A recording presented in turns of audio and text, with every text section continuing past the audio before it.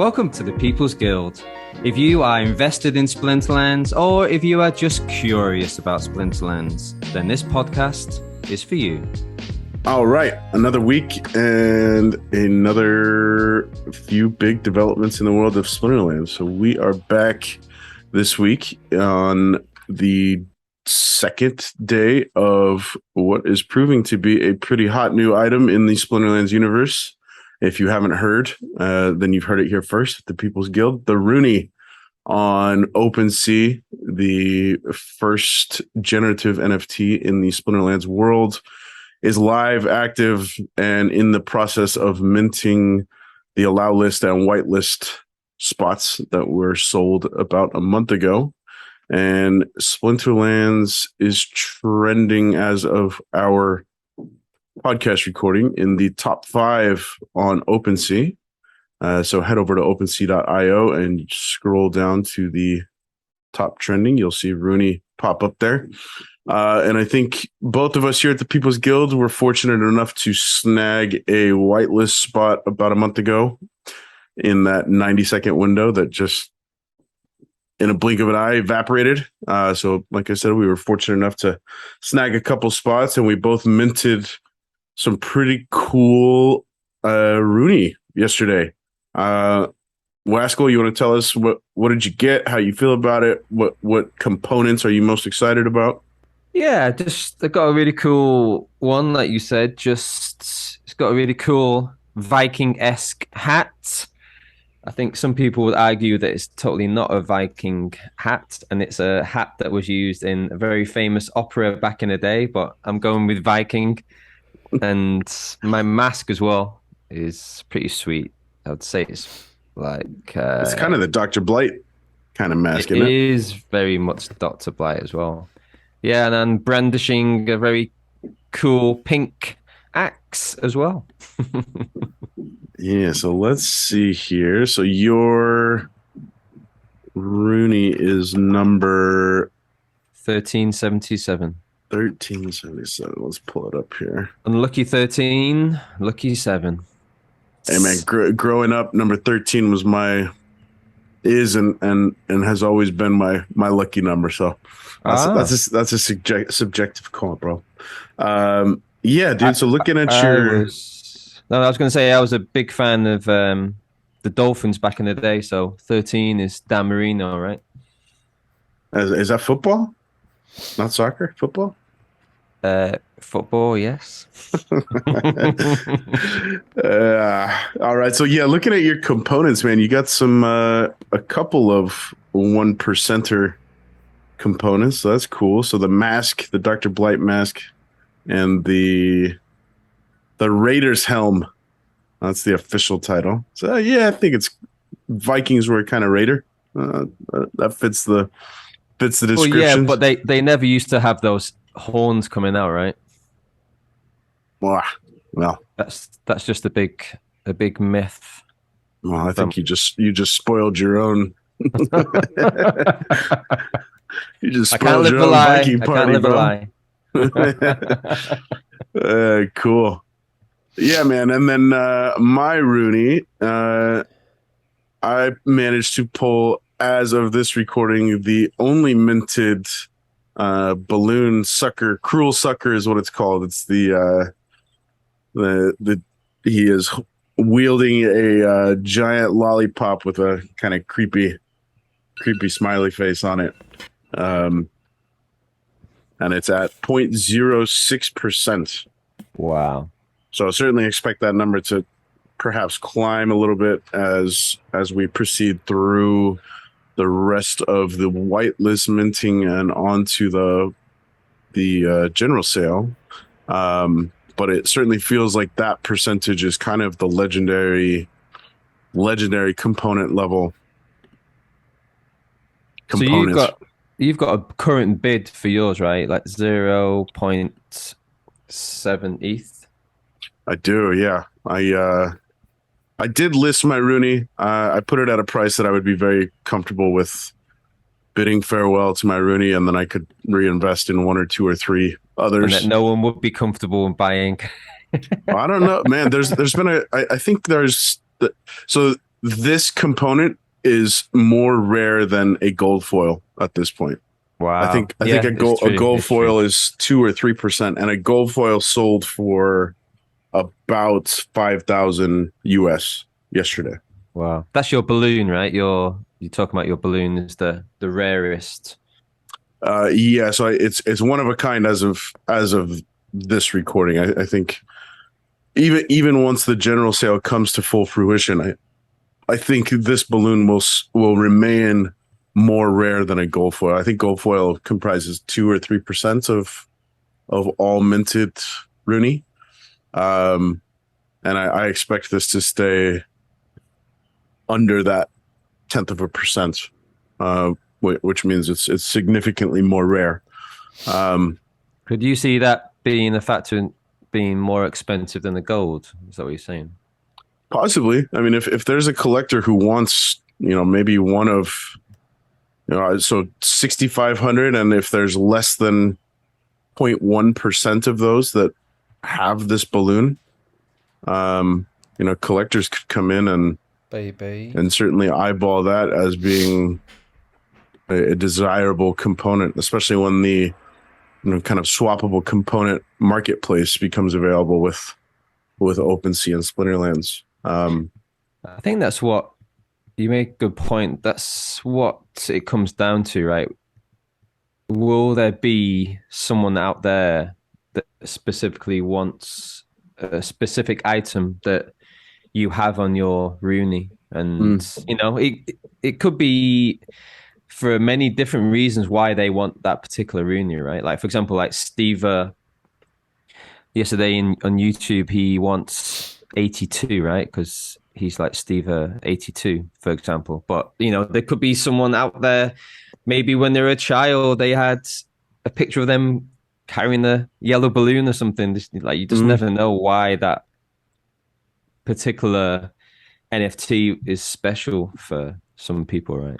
Yeah, you're absolutely right, and I fully expect once the swappable component marketplace becomes available in the Runi world, people are going to be buying up Runi and scrapping them for parts. I expect somebody to be buying my Runi for the balloon, your Runi for the mask and the helmet, and then creating a full new and unique NFT that is comprised of purely 1% and below components. I think that's certainly within the realm of possibility. Well, you mentioned that last night, right? That we could actually, when that does happen, me and you could, in theory, just swap and change our rare items and then sell that one NFT, Yeah. right?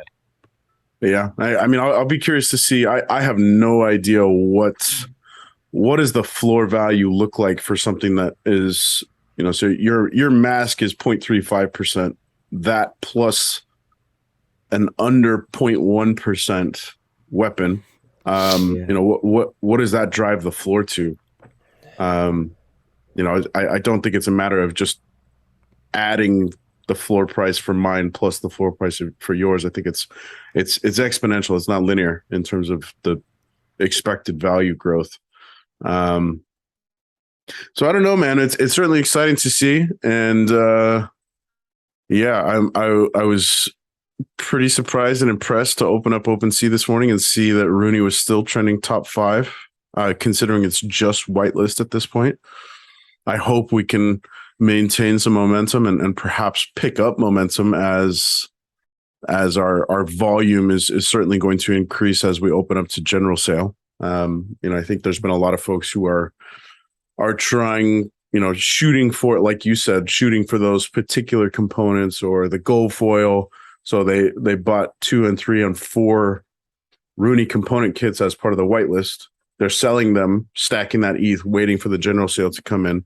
So I think a lot of that stuff is going to be reinvested, and we'll see pretty good volume this time next week once general sale is underway.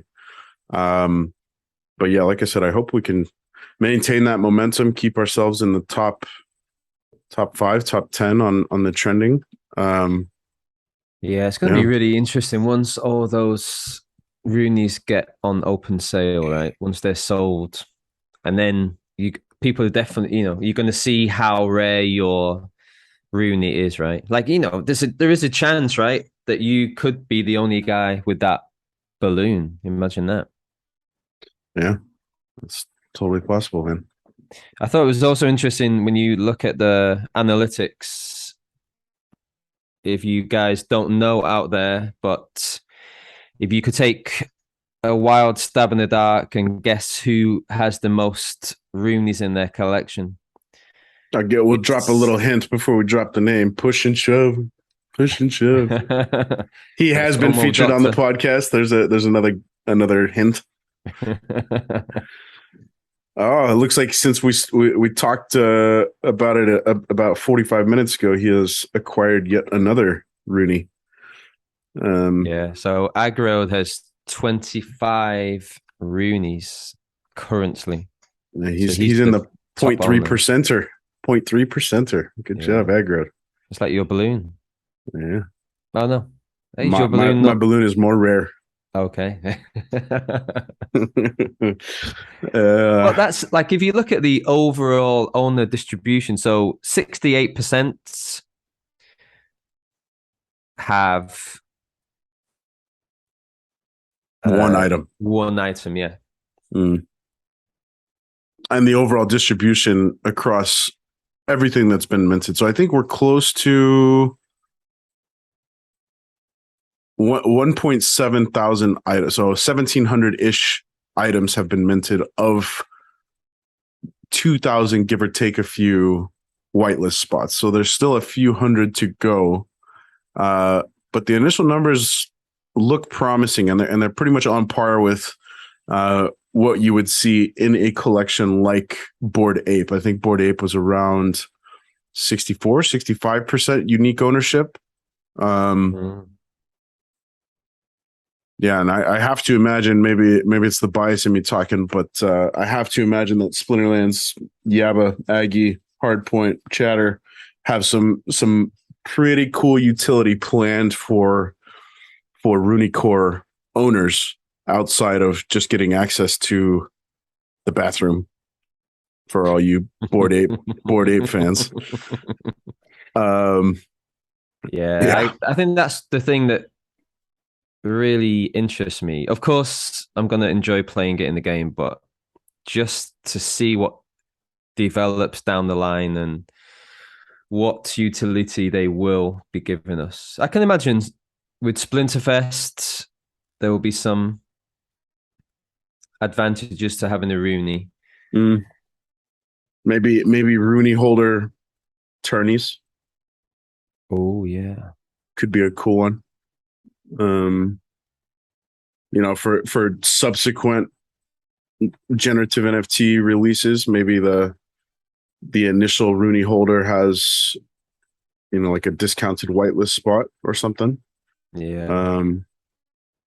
Yeah. Do you Who think knows? Was it banded around that this will be the one and only NFT like drop of this kind, or do you think if it is a success, they will do another one down the line? Well, I think it's a promo card, right? So I think the opportunity is always there to offer different. Maybe a summoner is next. Maybe maybe we do one for each splinter.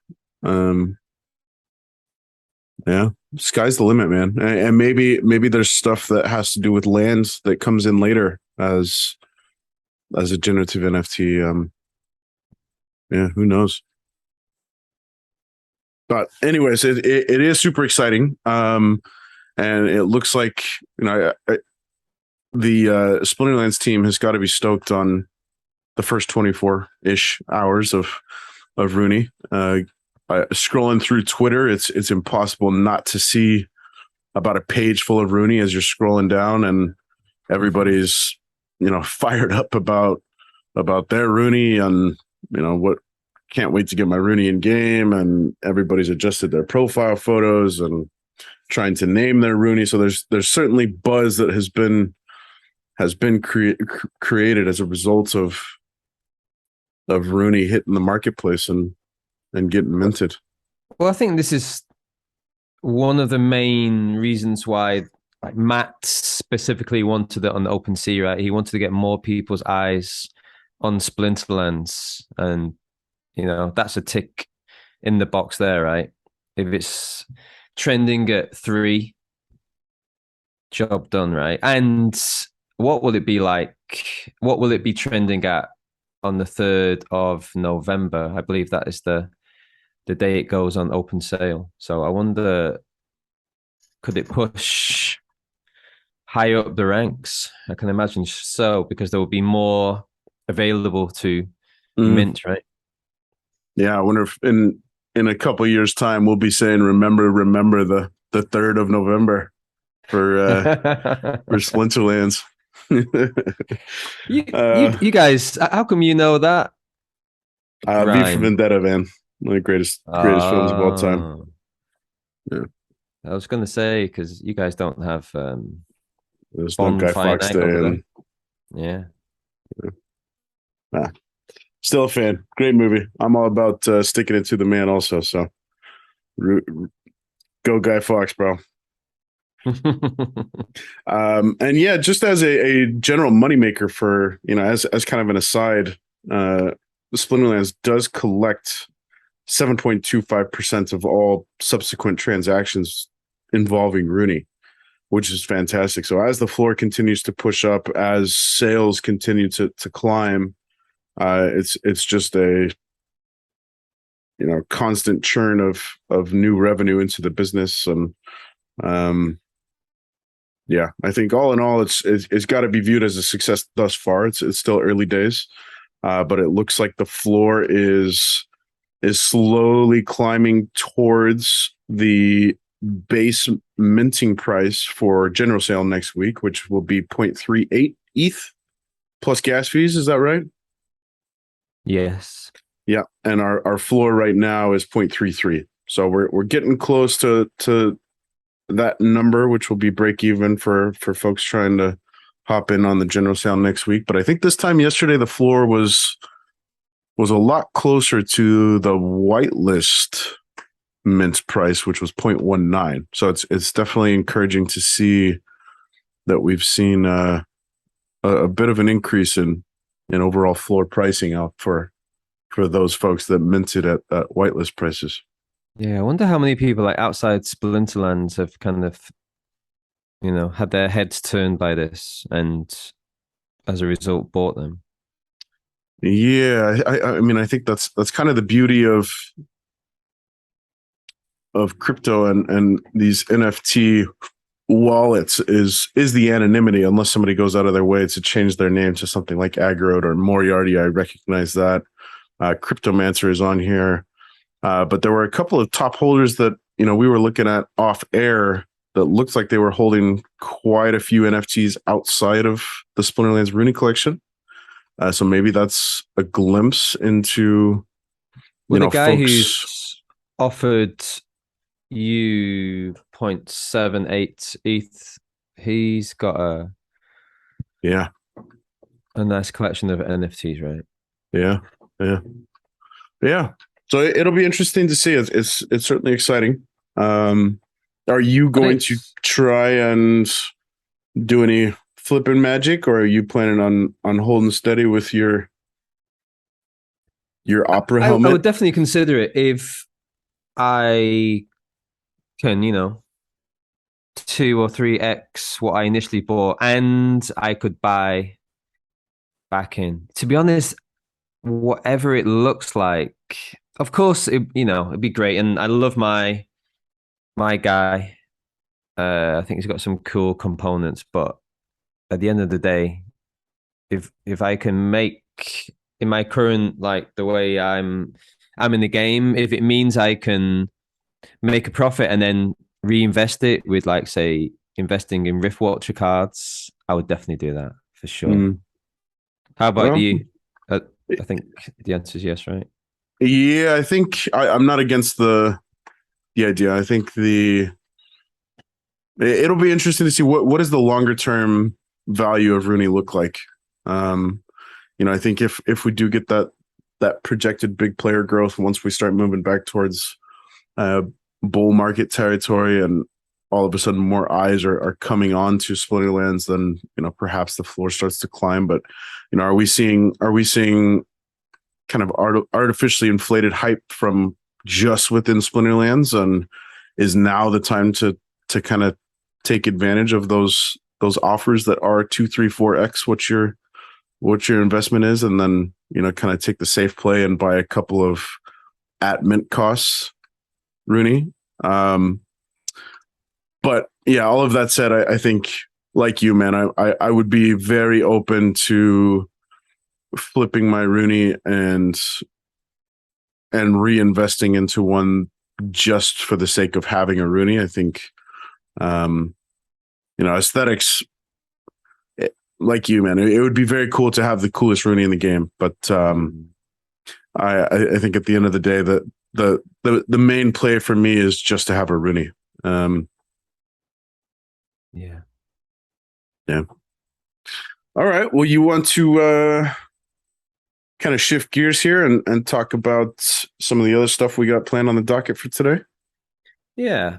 So we were just kind of talking off air, and we decided to just talk about elements of the game that we feel needed change or personally would like to change.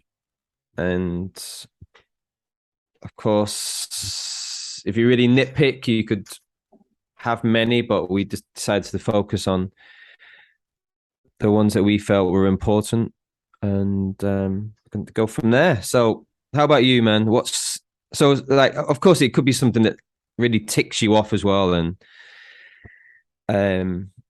it's just kind of a bit frustrating about the game. So what are you going to kick off with?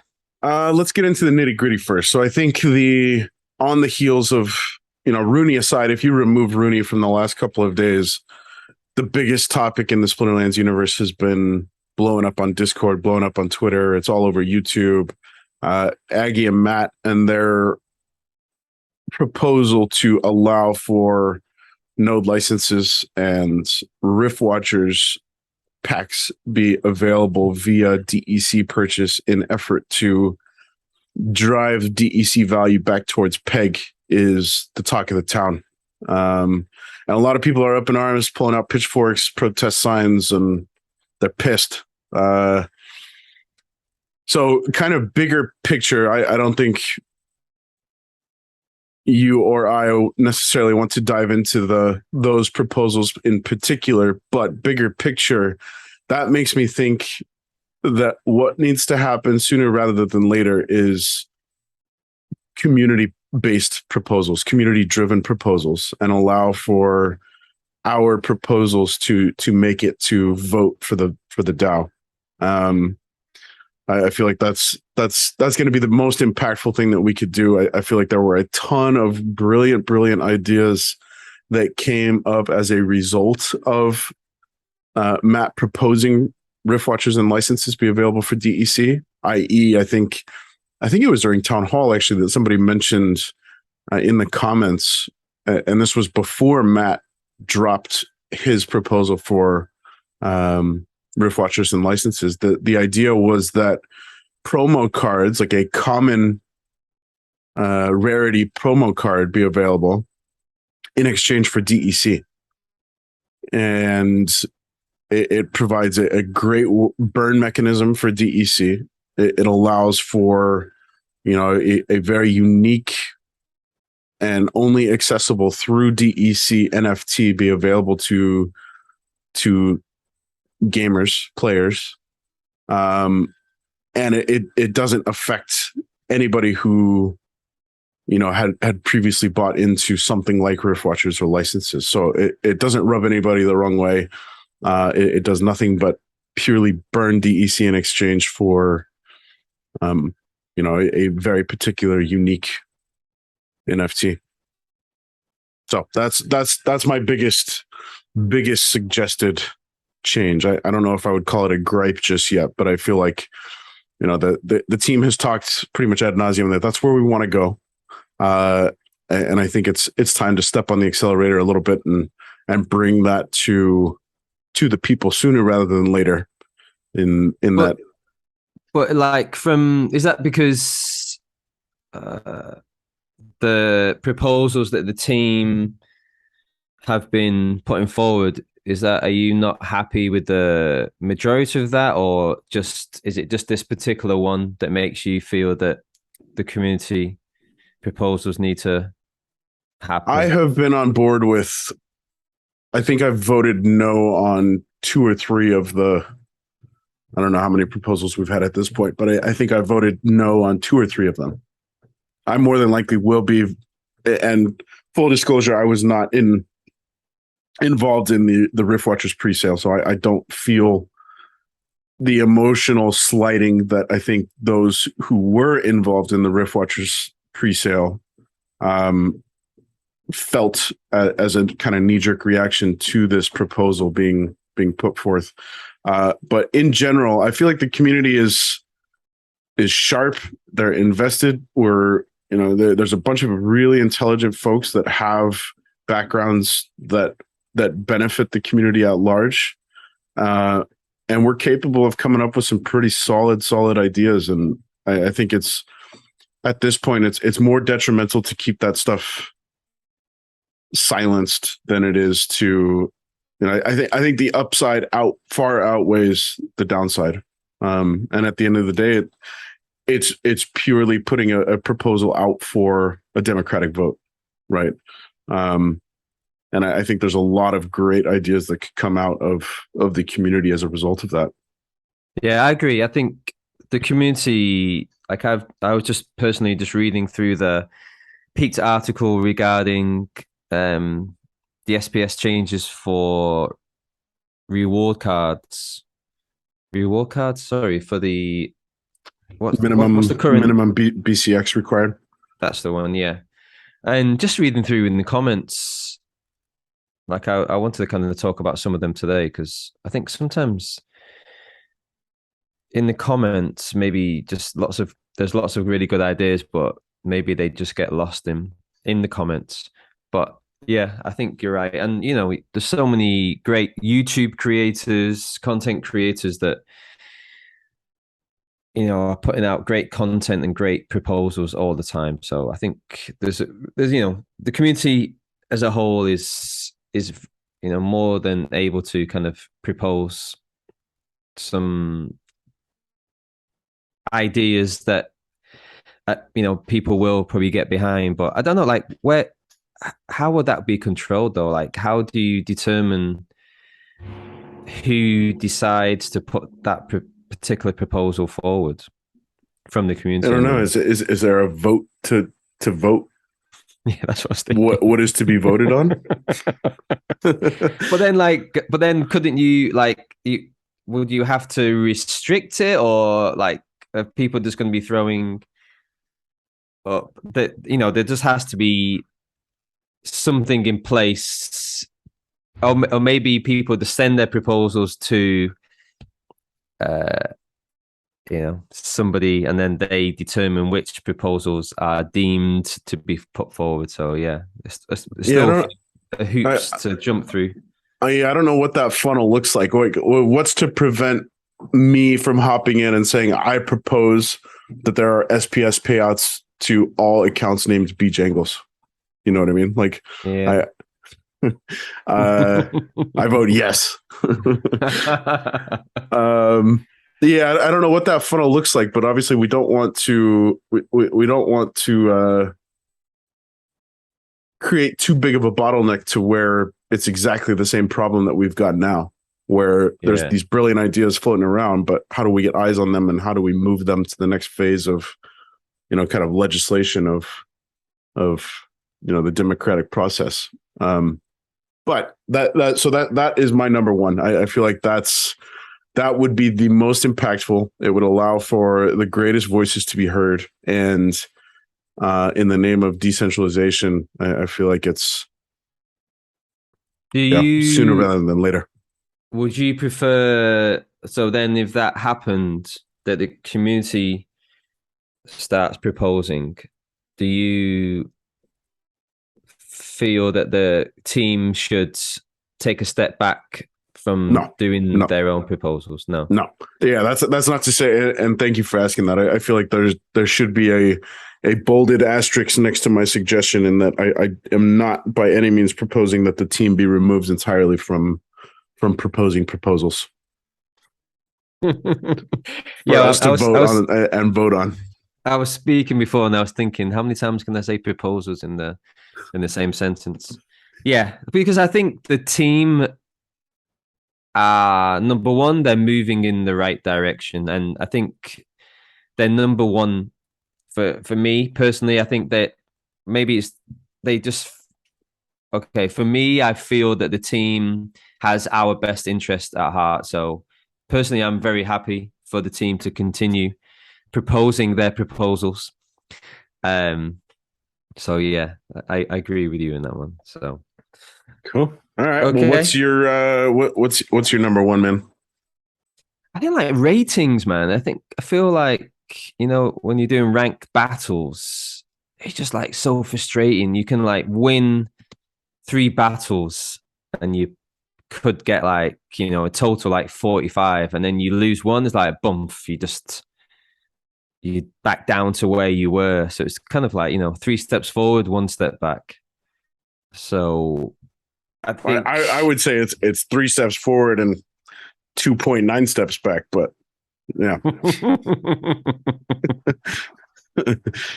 which I think so. Like if you look at this like deeply, like you're playing this game, you put this time and effort into this game, and then like 3 games is pretty good. Like if you're like winning 3 games in the current climate, you're doing well, man. And then it's like you lose it. It's like take that, get back to where you came from. So for me, it just seems like an easy change. Just make it a standard progression, like win or lose. Because, like some people are not able to grind as much, but they're obviously better players. They've got a better deck, and they're coming.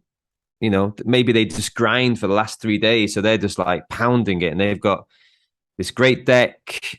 And you're playing someone with a higher rating, but because you have that lower rating, then they will get a higher, win rating, and you just get a bigger rate loss when you lose, right? Yeah, I don't know what the. I was thinking about this because we talked about this a couple of times the last few days in preparation for this episode, and if so, and we were talking about my attempts to push into as high of a diamond level league as I could, and I had just broken into Diamond 1 or right around the cusp of breaking into Diamond 1, and I played, I think 2 out of 5 battles were against champ players with rating in excess of 900, 800 greater than me. I lost them both. And I think collection power it just runs laps around mine times 5 times 10. So I would have to get it really lucky and have a tremendous day in outwitting my opponent to pull off that win. But I feel like that win, if I were to get it, that should be a near triple digit rating boost to me. Granted, I lost, and I think I only lost maybe 2 or 3 rating points, something like that. But then when I play somebody closer to my rating and I'm losing or gaining 30 plus rating points, it just, I don't know. It doesn't seem like there's equity in the ranked battles and what the rating reward looks like. So I don't know what the answer is. I'm sure there's some pretty smart statisticians, and I don't know if the word is algorithmists, but to come up with what is a more fair and equal and mutually beneficial equation for determining rating per win per loss versus your opponent's rating. But yeah, I completely agree. I feel like that is one that should be prioritized as well. I think we've done a lot to shore up ranked battles in the last 3, 4, 5, 6 months, and I feel like that's a logical next step. Is as we've removed bots from the equation, competition has gotten pretty fierce as you climb the leaderboards, and wins are tough to come by. And if you get 2, 3 in a row, and then 1 or 2 losses, and all of a sudden you're right back where you were 3 wins ago, it's a little deflating and discouraging. And I'm not sure that's the state of the game that we want. So yeah, Has it put I you off second sure. playing the game as much Oh, as you would? absolutely not. I think I rattled off nine losses in a row, saying, there's no way I could lose another. There's no way I could lose another. But And for those unstubborn bastards out there who who are not like you, do you think it is the incentivizing them from? I think if you are playing at gold or diamond, to not be stubborn means you are probably not in gold or diamond. Good point. I feel like at that level, and champ as well, it's like there's no way I can be beat again. There's no way that I can lose yet another in a row. There's no way I'm going to double-digit losses consecutively. And sure enough, bingo, bango, bongo. I've just developed this thing that if I lose 3 games in a row, I just have to stand up, walk around, just shake it out, throw some water over my face, or slap myself around the face, just to kind of, yeah. I don't know. I don't know if it works, but I've been down that road before. But, and when you look at your battles and then you just see that line of red, it's like, the shame, the Dope. shame.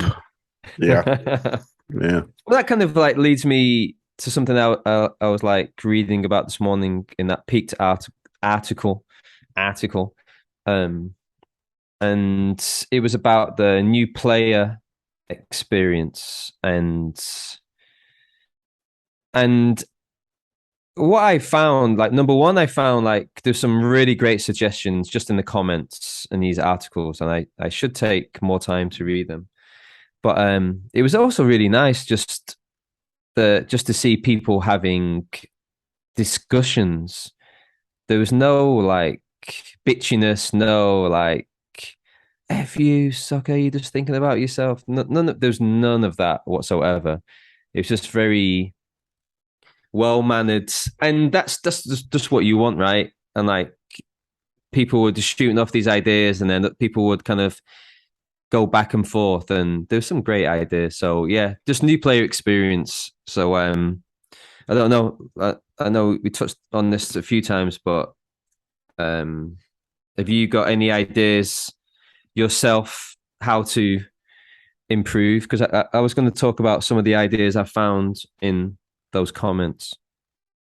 Yeah, I think we got into this a little bit last week with our boy Aftersound, and I feel like a progressive unlocking of splinters and leagues on a like you versus AI basis, not bots, but a an internally constructed map of discovering the game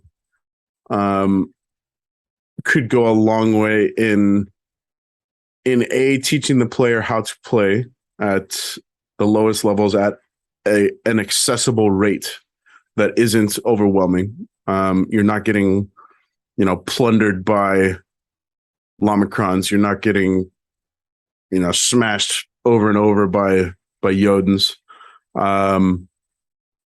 So maybe it's a Chaos Legion Rift Watchers reward cards kind of progressive splinter by splinter challenge, I guess is a good way to present the idea.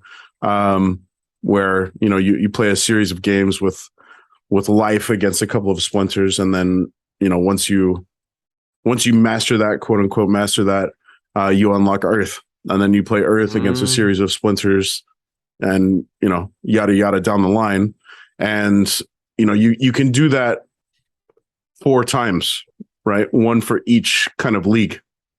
And what I mean by that is it would be so good if the new player experience offered not only this is what the bronze experience looks like, and these are the abilities that you can experience at the bronze level, but here is what is unlocked at gold. All of a sudden you have a slew of new abilities, and those hands that you were playing in bronze, actually they suck at gold.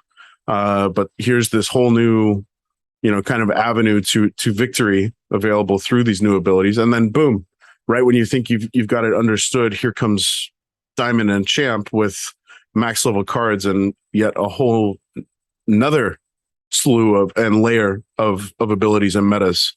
So I feel like it could be a very fun game, just you versus the computer. And thinking back to traditional games, offering a series of achievements and trophies and badges and all of that stuff that you can kind of tack onto your in-game profile and let folks know in ranked battles, in tournaments, like I've completed these achievements, I've done this, I've done that. You mean like when you pass your driving test, you put an L on your car so people know you've just passed your test? I've never heard of that one. Oh yeah, in England, if you've just passed your test, you've got to put a big L, which sounds a bit funny now, but back in the day, I'm sure they still do it. Yeah, you put a big L on the back of your car just to let other drivers steer know clear. Steer clear. Just passed. Well, it's not like over here in Taiwan, right? Where if you pass your test, you just pass it in a car park. We actually do a road test in England. But yeah, so like, would that be? So this is what some of the suggestions, like in the comments as well. Like someone suggested just have a league, like a free league where you didn't earn any of those like ranked rewards, and then kind of like were you suggesting like earn like cards as you go along. Like if you win so many games, then you it opens up the availability to play with ghost cards or a certain amount of ghost cards. So you kind of just like it's like just like you said, like a progression. So, but they just have a particular league for free, like free cards. Yeah, so I think you can obviously set up, so for example, let's look at, I think I mentioned life as being the opening splinter. So for example, if you have the life splinter available and you're kind of playing your way through understanding life at the bronze level, as you kind of tick off a set of kind of predetermined battles, and as you win these battles, you unlock additional cards in the life splinter, and the life splinter challenge kind of culminates with the perfect life counter deck.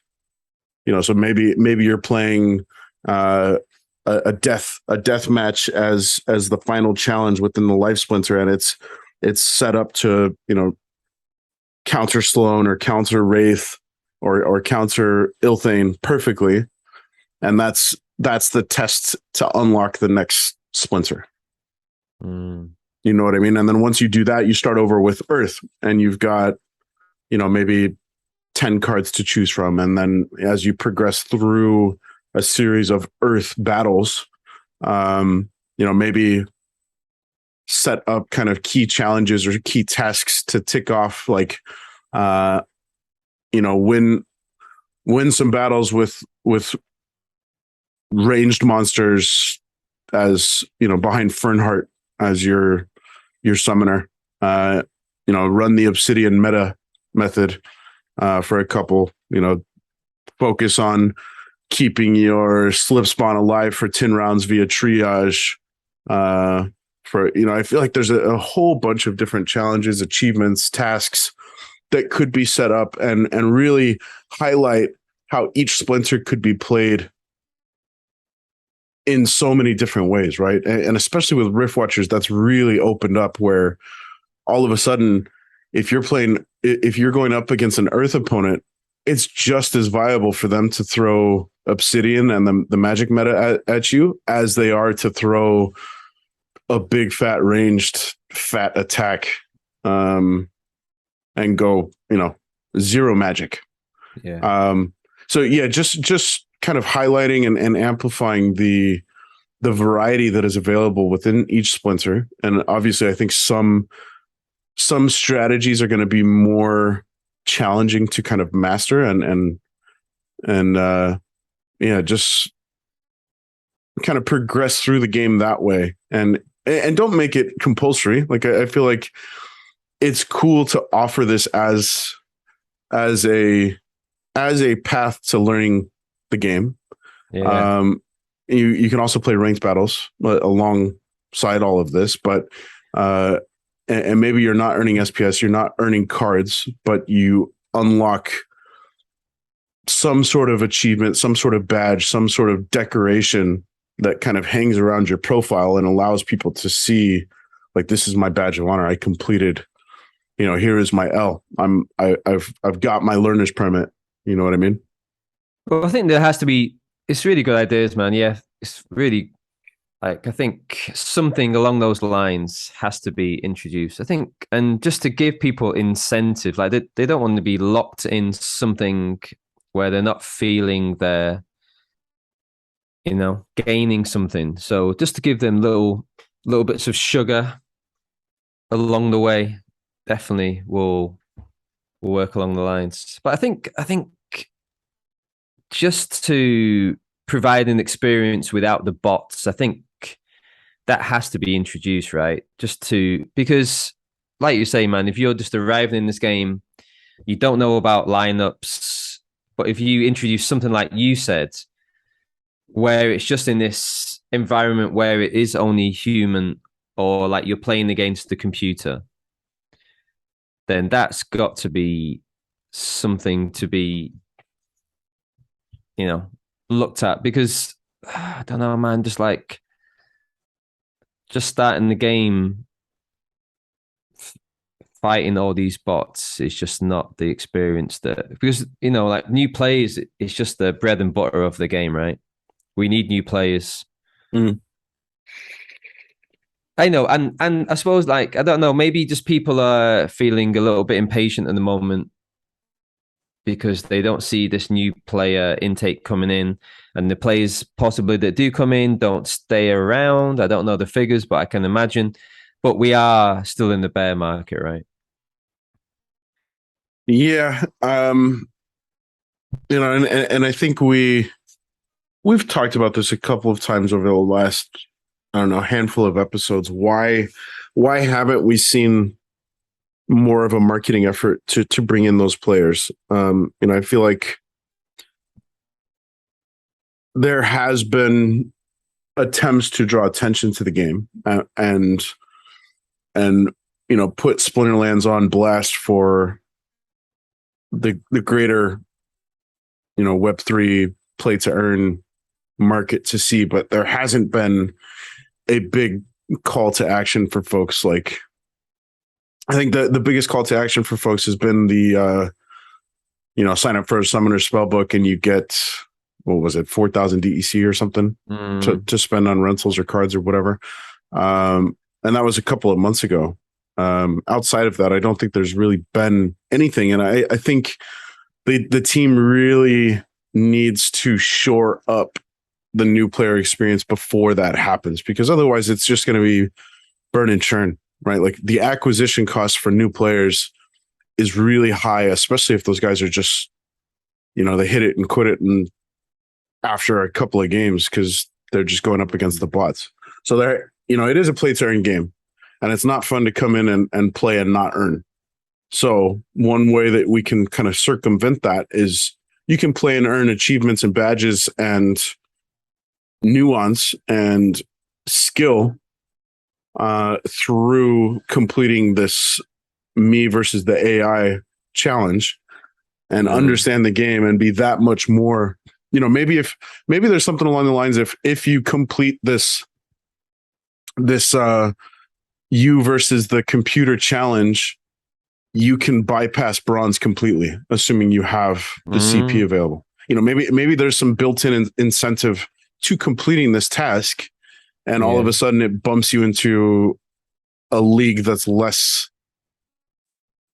penetrated by bots. Maybe that's I would be okay with that, right? Like if that was the case, you would have to have 5,000 CP. Either you're renting or you're purchasing cards to get that CP. And if that's an option for if you're going to dedicate the time and effort to complete the the 5 splinter challenge of maybe it's 50 battles across those 5 splinters. But if you're going to take the time to do all that and kind of beat these challenges and all of that, then I would be completely fine with if you invested in the 5,000 CP required to compete at Silver 3, then you get a free pass to Silver 3. Well, I think definitely that's a really good idea to offer that incentive, or even if you're not able to do that, you probably got to give an alternative, right, for people who just are not able to invest whatever it takes to get to Silver 3. But even you pass all these tests, and then that opens up the ghost cards available to play in bronze that are not available until you pass these certain stages. But and uh, then you have to make it like you have to enable that these tests are only able to be passed by humans, right? Mm, yeah. Well, I I don't mean, know if, but then is that true though? Because I'm like the biggest problem with all of the other proposals and with everything else, bots have to invest just as much as we do to earn as much as we do. mm, You know what I mean? So if you're going to invest and that kind of begs to question like the Archmage discussion, right? Like it's not necessarily a bot because it's playing with accounts that have hundreds of thousands of CP, if not more. mm, So it's an account that's heavily invested into the game. It's just being run by an automated scholar, which I'm perfectly fine with. Right? It's the other bot, um the parasite bot that we don't want, yeah, that just yeah, comes in and sucks the lifeblood out of the game. Um, Another alternative is perhaps if you complete the in-game challenge of you versus the AI, you versus Hal. For all you 2001 Space Odyssey fans out there, uh, if you beat Hal successfully, then maybe you get a free tournament pass to the next 2 or 3 ghost card tournaments. mm, And all of a sudden you're in the position to earn significantly and invest immediately into the game with your earnings.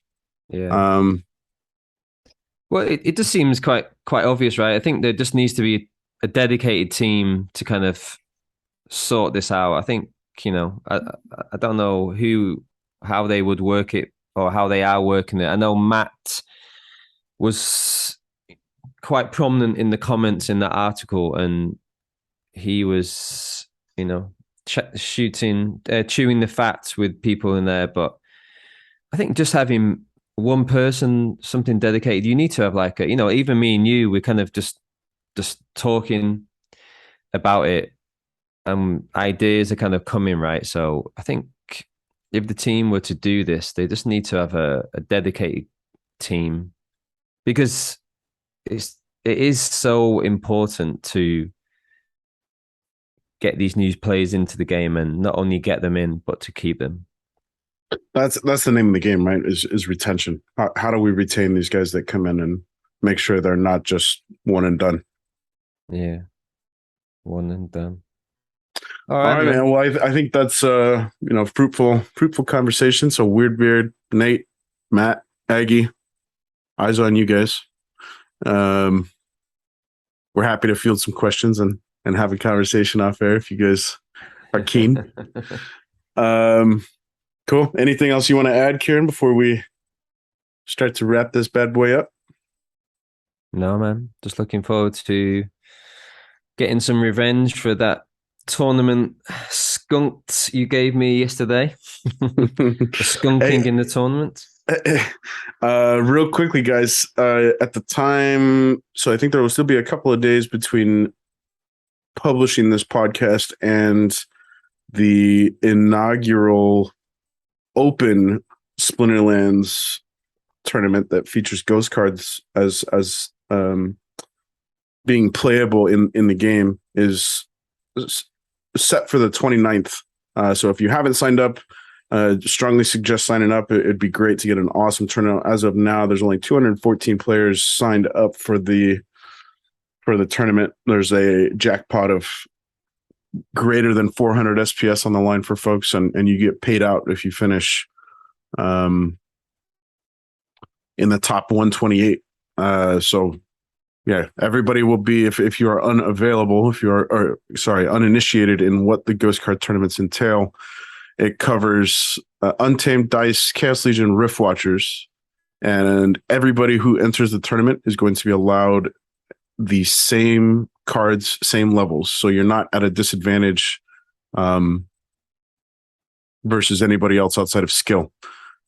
So if you haven't signed up, go sign up. It's available on public tournaments for the 29th of October. Well, that's local time, so it might be the 28th for you North American folk.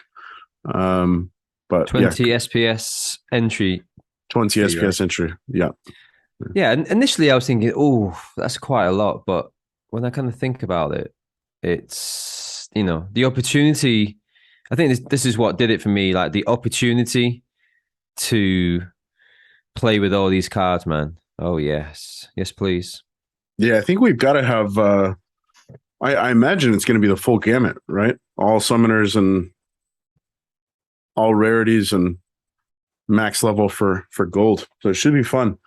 I Yeah. might get whooped by those who are better practiced running Yod and Llama and Kitty, but I can't blame deep pockets for my losses in that case. I can just only blame myself on that one. Yeah, I think just to have the opportunity to play with cards that you're not able to rent out or definitely purchase in many respects is going to be fun, man. Yeah, I'm looking forward to that. Kitty, I'll be able to finally play with Kitty. Yeah, shout out to Weirdbeard for making this happen. We talked to Weirdbeard on the People's Guild about 5-6 months ago, and this was his baby that was still very much hush hush at that point, and we've seen great success with this tournament format at Splinterfest, and here it is coming to the general public finally. So let's get a good turnout. I'd love to see 500 plus people hop in at least, and yeah, make this a kind of staple in the tournament rounds for the future to come. Yeah, man. Yeah, it's amazing what he's done. Like you say, man, 5 months ago, I know like he was talking to us about some stuff off air, but that stuff off air is It's come coming. to fruition, right? Yeah, well Five done, months, man. Weirdbeard. Well done, man. It does feel like a lifetime ago, but yeah, 5 months is the blink of an eye in reality. Yeah. All right. Well, let's jump to our challenge segment of the day. I just sent you a challenge diamond level. Diamond. Look at you. Challenging Gotta hedge my bets, bro. No, would you want to do gold? no, do diamond. Do diamond. I never say no to a challenge.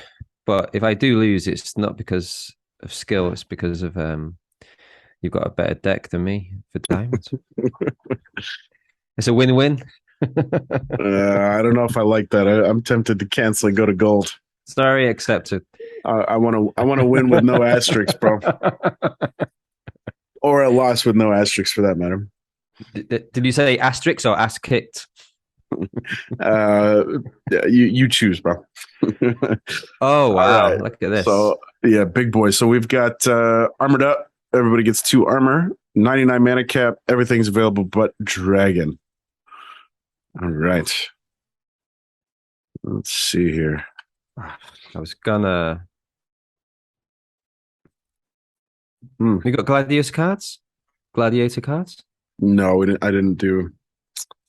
I didn't do that. Yeah, something else is. And for you developers out there that are listening, I would love to see in challenge a way to replicate and simulate exactly the phrase in brawls. So if I'm silver all cards brawl, if I just click that button, everything that fray entails is automatically displayed and allowable. That would be fantastic. And we know this because last night I asked Ben to help me out with some practice matches for my silver fray. And every time he threw his teams into the mix, there were cards that he's not allowed to use in Didn't belong. Yep, I did that.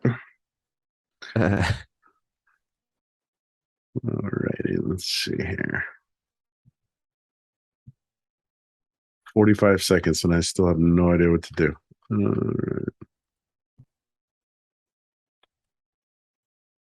Shoot. 7 seconds. Cutting it really close here.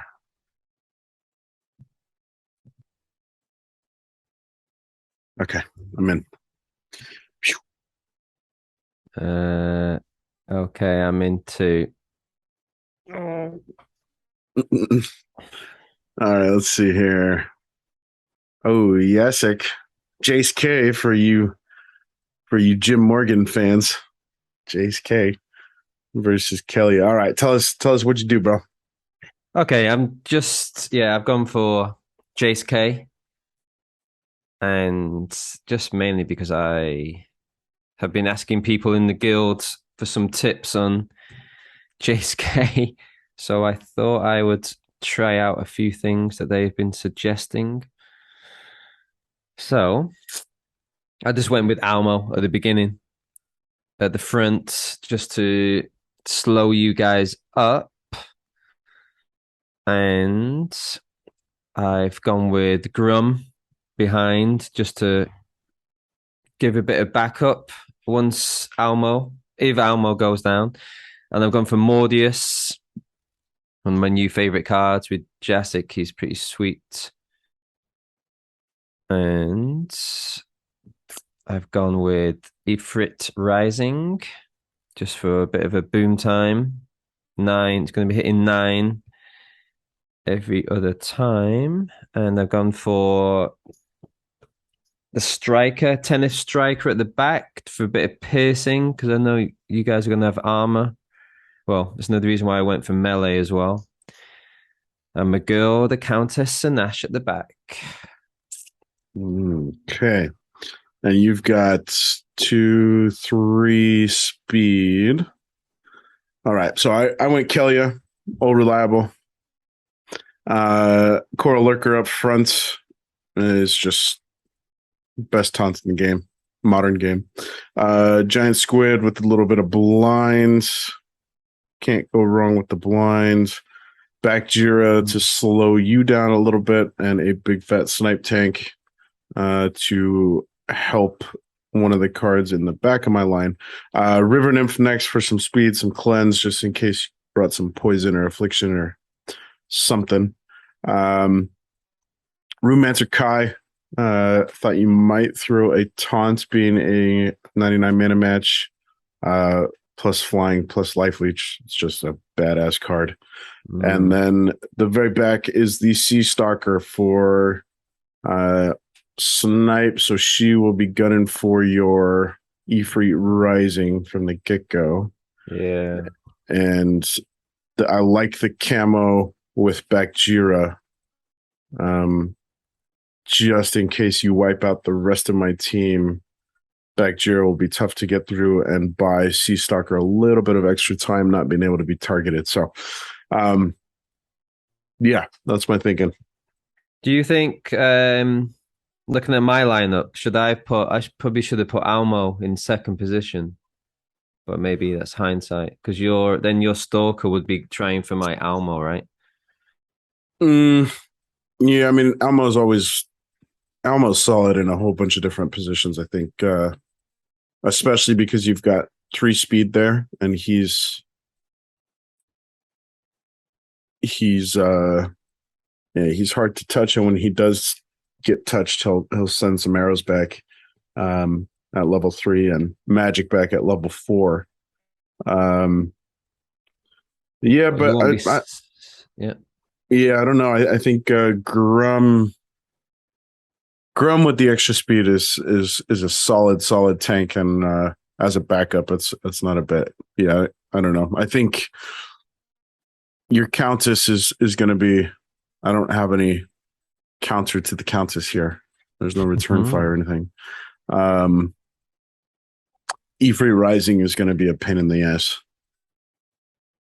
He's going to go for your Lurker, right? No, he's scattershot. Oh, Scattershot, yes. He's going to go for everybody. Oh, So yeah. he could wipe out the Nymph in one go. He could wipe out the.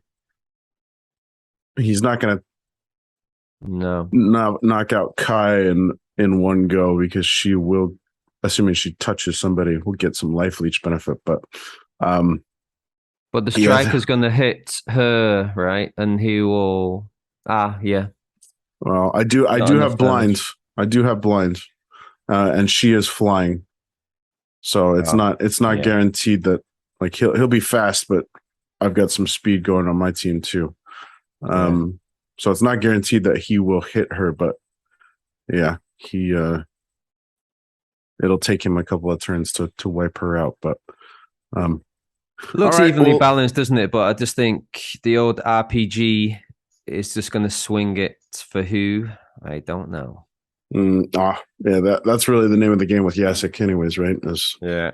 where do those scatter shots fly? Mortius might be the game changer. I love that card actually. I really love that card, especially in equalizer matches. And at the highest levels, he gets piercing. So if he can land a couple stuns and that big boy damage is, yeah, that's not to be taken lightly. Yeah, I feel like it's a little bit of a coin toss, man. Yeah. All All right. right. You thinking, yeah, either, right? Okay. Wagons Yeah. roll, hit it. Rumble, rumble. All right, here we go.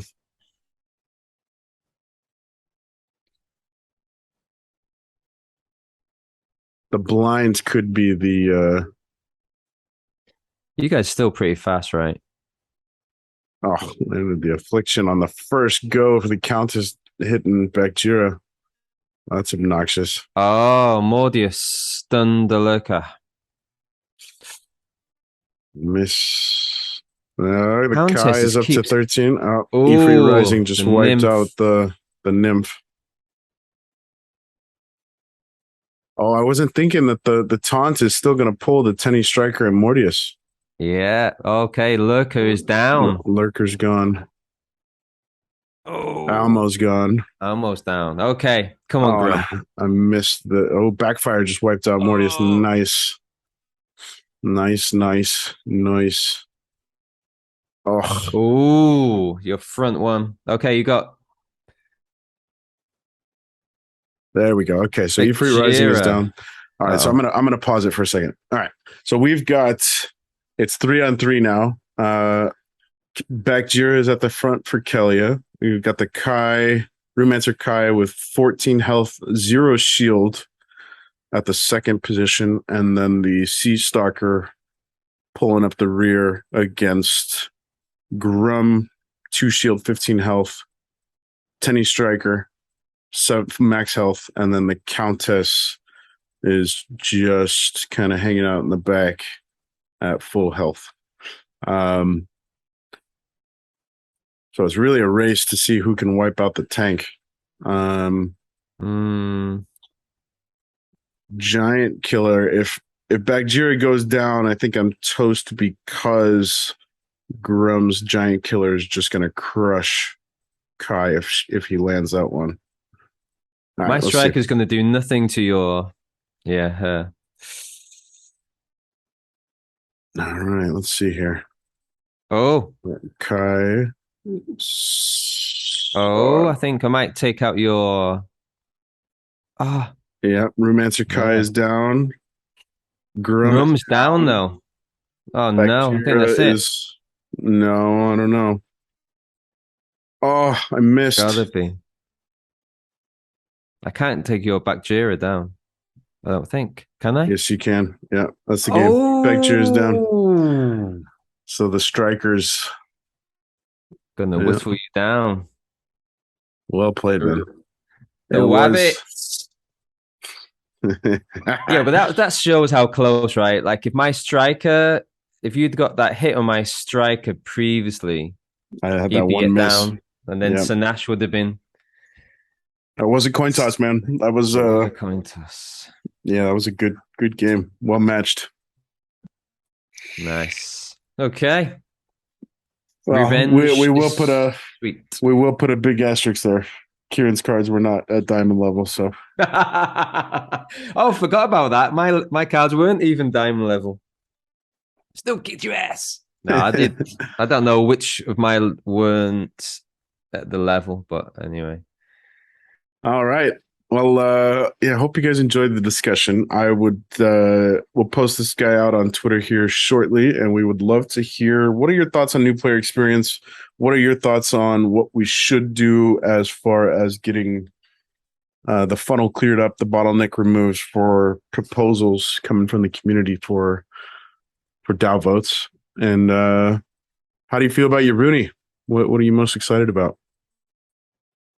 And just to let people know, we have a very special guest, always special, but I'm really looking forward to this one. It's with Cryptomancer. So that will be next Thursday, depending on time zones. So can't wait to get stuck into that. Yeah, we got a big month. Cryptomancer next week. And then the week after, we've got a man by the name of Unit Master from, he's holds one of the leadership positions in YGG. And then the next week, we've got Tales from the Cryptmancer. So stay tuned. A couple of big weeks, big guests coming up, and look forward to seeing you guys back here for another episode. Remember, the 3rd of November. You have been listening to People's Guild.